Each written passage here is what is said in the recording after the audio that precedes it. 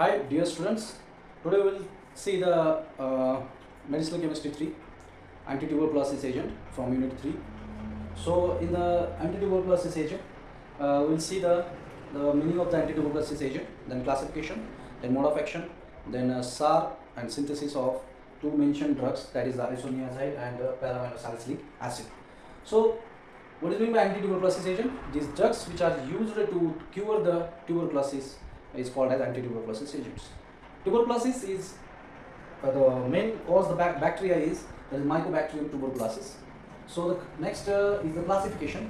The classification mainly subdivided into two lines, that is the first line drugs and the second line drugs. First line drugs is that example is isoniazid, then rifampicin, pyrazidamide and ethambutol, etc. And the second line drugs are the paraminosalicic acid, then ethanamide and kenamycin. Okay.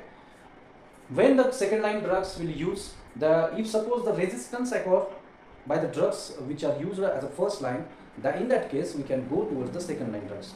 First line drugs are the more efficacy and the less toxicity, and second line drugs are the less efficacy and more toxicity.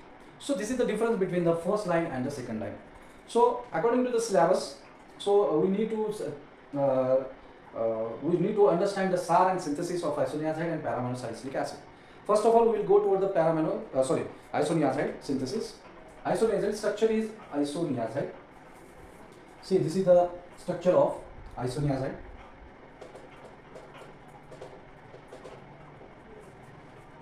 This is the structure.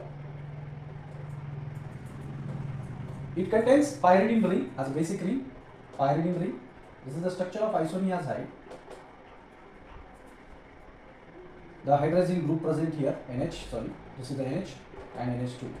Okay, so this is the it have the isoniazid structure 1, 2, 3, 4, 5, 6. Okay, so you understand the structure of the isoniazid. Now we will go towards the the synthesis of the isoniazid. Synthesis. First of all, we require for synthesis is the 4-methylpyridine. 4-methylpyridine. Simple is that 4-methylpyridine group is there. That is the 1, 2, 3, 4. That is methyl group here. So this is the 4-methylpyridine. Undergoes oxidation reaction. Oxidation, addition of oxygen. Okay. So it converts the CS3 into the COOH. That is isonicotinic acid. You can tell that COOH, isonicotinic acid. Okay. So again we add the hydrazine derivative here, NH2, by removing of water molecule.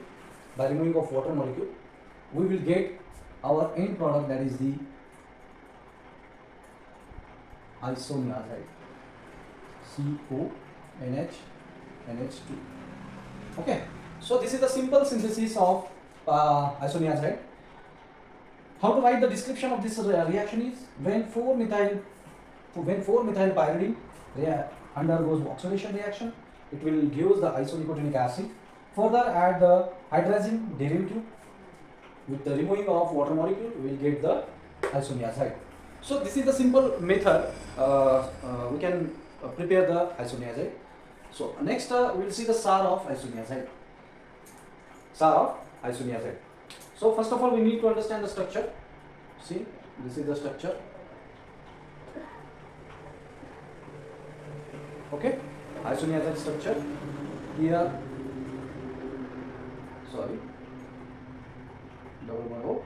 NH and En and R1 and R2.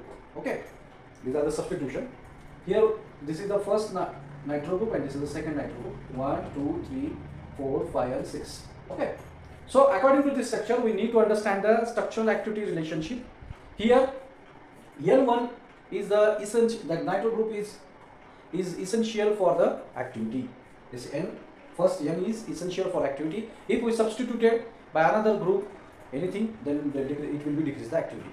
Next, substitution on R1 and R2 for this N. If we substituted alkyl groups then it will be the increase the activity.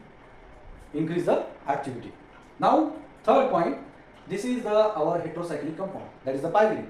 If suppose we replace this pyridine by another heterocyclic compound like pyrrole, furan, etc., then this drug shows the decrease in activity. So this is the must for the increase in the activity. So this is the simple way to understand the SAR.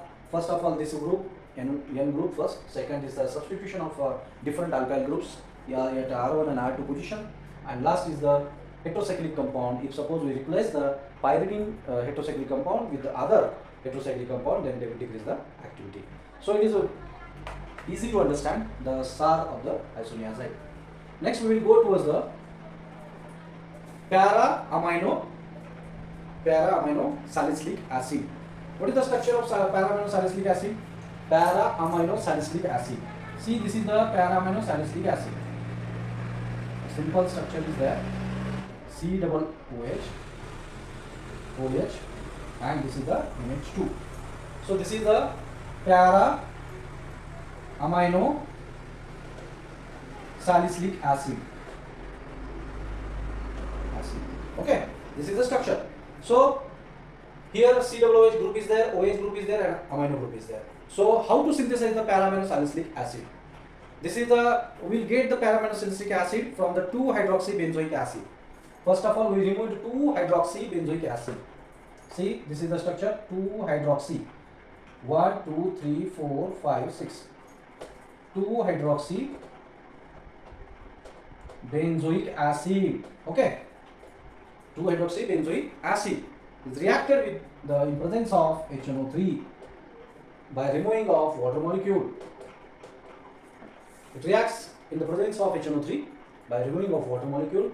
It will get the 2-hydroxy-4-nitrobenzoic acid.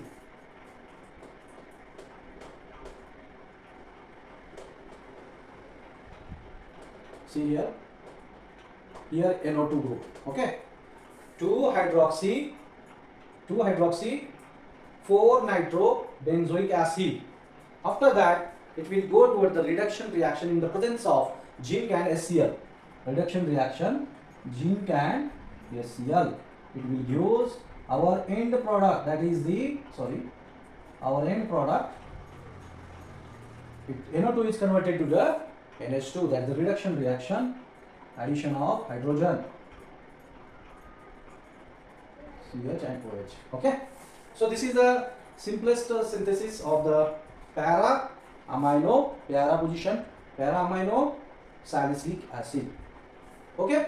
So after that, we need to understand the SAR of this para-amino salicylic acid. So first of all, we need to write the structure of para-amino salicylic acid. This is the structure. Para-amino salicylic acid, C-double-OH, OH, and here NH2. Okay. So what is the structural activity relationship? Maximum activity at the COOH and the para position, that is the NH2. If suppose these two groups have the para position to each other, then it will increase the activity. Para position for COH and NH2, it increase the activity. Simple. Next, OH group, that suppose this OH group is present at ortho position or meta position, the better activity it will show at the ortho position. OH group. Okay. More activity. NH2 group replace. If suppose this NH2 group replace with the chlorine or any alkyl groups or anything, then it will be reduce the activity of para-amino salicylic acid. COOH, if converted into the amide, if suppose this group COH is converted into the amide or ester, okay, amide or ester, then it will be decreased in activity. Hence, we require the C-double-OH, OH, and the NH2 group at their positions. Okay, this is the simple way to understand the SAR of the para-amino salicylic acid. So this is the chapter of the antituberculosis agent. So you study well, and if suppose you not subscribe my YouTube channel, kindly subscribe the channel and like and share the video. Thank you so much.